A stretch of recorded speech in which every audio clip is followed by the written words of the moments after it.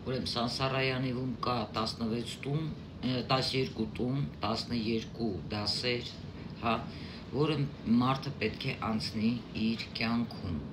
Նաև լսած կլինեք 12 կյանք։ Սրանք շատ կարևոր է, որպեսզի յուրաքանչյուր մարդ գիտելիք ունենա, սա հասկանա։ Եվ ինչն է այստեղ հետաքրքիր, որ այստեղ մարդուն, հա, այդ 12 կյանքերի ընթացքում կարող է փորձել ձեզ, հա, ուրեմն ձեր որակի տեսակները, ձեր էմոցիաները, ձեր զգացմունքները, կարծում եմ ինձ պարզ հասկանում եք, թե ես ինչ եմ խոսում։ Այն մարդիկ, ովքեր ունեն գիտելիք, ինձ շատ լավ կհասկանան։ Նաև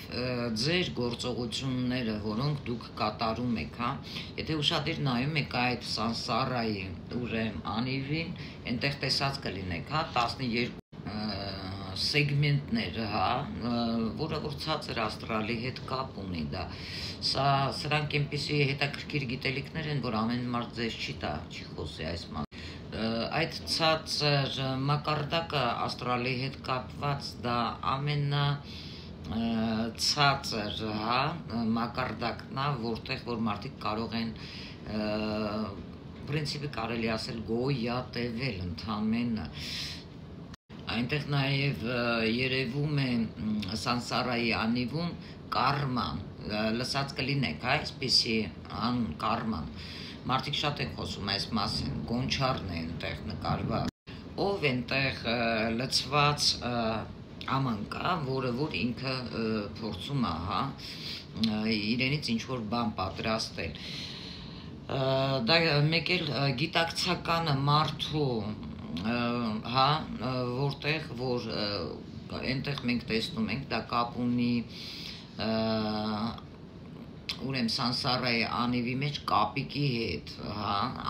տարբեր տեղեր տարոյի մեջ գալիս ու ֆորտունան այդ Սանսարայի անիվը տարբեր ձևի է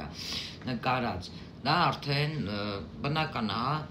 այդպես կարելի է ամեն ինչ հասկանալ։ Բայց դե ցավոք սրտի շատ մարդիկ չեն կարողանում այդ Սանսարայի անիվից, այդպես էլ մատրիցայից այդ դուրս գալ եւ այդպես էլ հազարամյակներ, տարիներ այդպես մնում են այդ Սանսարայի շրջանակի մեջ։ Եվ այստեղ հոգիները անընդհատ, հա, մարմինը թողում գնում է, նորից գալիս է, նորից նույն կյանքը, նույն սխալները, մինչև մարդը չհասկանա որն է իրականում իր առաքինությունը եւ հա, իմանալով իր առաքինությունը դուրս գա այդ Սանսարայի